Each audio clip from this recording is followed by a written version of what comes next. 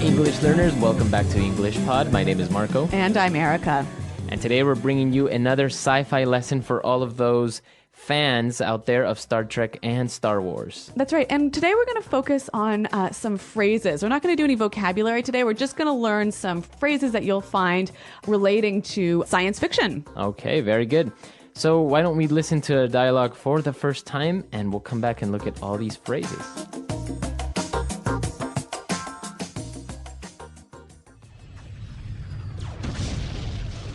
Captain, we are under attack by an unidentified ship.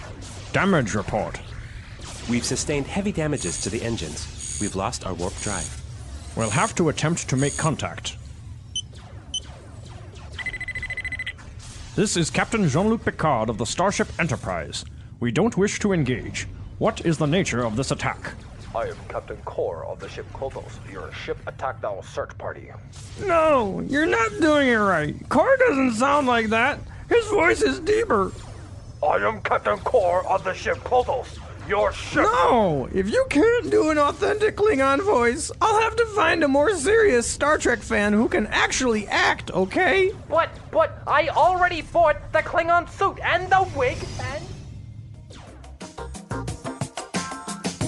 All right, very good. Star Trek fans, apparently they were trying to act out one of the famous episodes where the Klingons attacked the Enterprise. My goodness.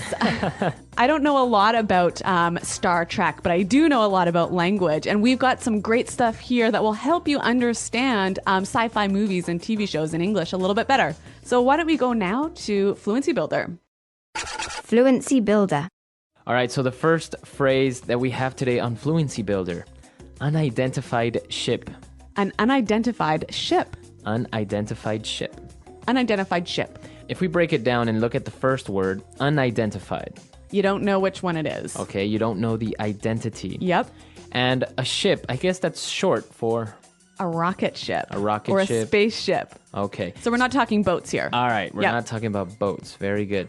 Now moving on to our second phrase, the Enterprise lost its warp drive. Warp drive. Warp drive. Warp drive. So the warp drive of the Enterprise is actually something like an engine that allows it to go faster than the speed of light. So super fast. Super fast. But why warp? All right, well, if we take a look at the word warp, that actually means to bend. Yep. So like when you warp wood, it bends. Exactly. Yep. You bend wood or you warp metal. And, well, that's kind of the theory behind it, is that they're going so fast that they bend or warp time. Okay, so warp drive. I think a very sci-fi specific phrase here. Right. All right, and for our third phrase today, search party. Search party. A search party. A search party. Okay, so what is this? Are we having a party? What's going on? Well, when somebody gets lost, maybe in the woods or something, you send out a search party to find them. So a party would be a group of people. Exactly. So that also happens in restaurants, I think, right? Right. Sometimes you might say, how many people in your party? In your party. Very good. So party, group of people. All right, so in the dialogue, we saw that actually these were not real Star Trek characters, but they were just acting. But it didn't sound quite right, right? Yeah, he said that his voice is deeper. So a deep voice. Deep voice. A deep voice. All right, we're going to hear an example of what a deep voice sounds like. The one constant through all the years, Ray, has been baseball. America has rolled by like an army of steamrollers. It's been erased like a blackboard, rebuilt and erased again. That is a deep voice. Now, because his voice wasn't deep enough, he didn't sound authentic. Authentic. Authentic. All right, so authentic, very easy word. Real. True to life. Real, true to life, right? Not fake. Exactly. So, Marco, is that an authentic Rolex? No, it's not. But thank you for noticing. All right, so authentic. And our last word for today. A wig. A wig. A wig. Wig. W-I-G. Wig. So a wig is pretend hair, right? Right. Fake hair. So the hair is not authentic. Very good. All right, so a wig. All right, we've got some great language here. And why don't we listen to it one more time, slow down a little bit in the dialogue.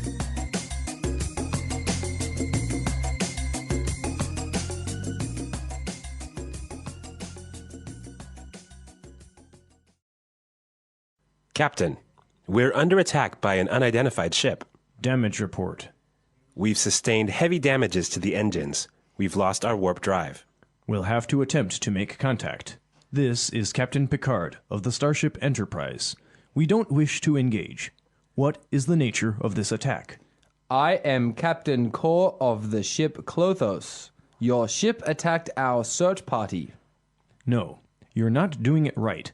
Core doesn't sound like that. His voice is deeper.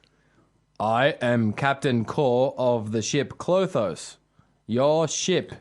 No, if you can't do an authentic Klingon voice, I'll have to find a more serious Star Trek fan who can actually act, okay? But, I already bought the Klingon suit and the wig. All right, now it's time for us to take a look at more phrases today in Fluency Builder. Fluency Builder. All right, so we've got some phrases here that you can use together with a number of different words, right? Exactly. So the first one, we heard that data said we're under attack. We're under attack. Under attack. All right, so if we're under attack, it means that we are being Attacked. attacked. Someone is shooting guns at you or trying to hurt you or something like that. Okay, so we are under attack. Very popular phrase that you would hear in war movies or something. Definitely. Now you can change this by changing the last word. We are under fire. Under fire, which basically means the same thing. Yeah, except when you're under fire, there are guns involved. Okay, so they're shooting at you. Yep. All right, we're under attack. We're under fire. All right, moving on to our second phrase. We've sustained heavy damage. Sustain heavy damage. So when you sustain something, you receive it or you undergo this thing. So usually it's related to injury or to receiving some type of... A negative thing. Okay, so why don't we listen to some examples of how we could use sustain in context? Example 1. John had a car accident and sustained a fatal injury. Example 2. The boxer sustained a severe neck injury in the championship fight. Example 3. Luckily, the warship didn't sustain any serious damage. All right, so you see, we typically sustain something like an injury or damage that is negative. Very good. And the last phrase for today. What is the nature of this attack? What is the nature of? What is the nature of? Okay, so basically he's just asking, why are you doing this? Right. Why? What is the reason? Yeah. What is the purpose? So again, we have some more examples of how you could use what is the nature of in different situations. Example 1. What is the nature of your visit to the United States? Example 2. What is the nature of the threat against our country? Example 3. The nature of my visit is personal. Okay, so a great phrase you can use not only when you're talking sci-fi, but in everyday life. Exactly. So why don't we listen now to the dialogue for the last time, and then we'll come back and talk a little bit more.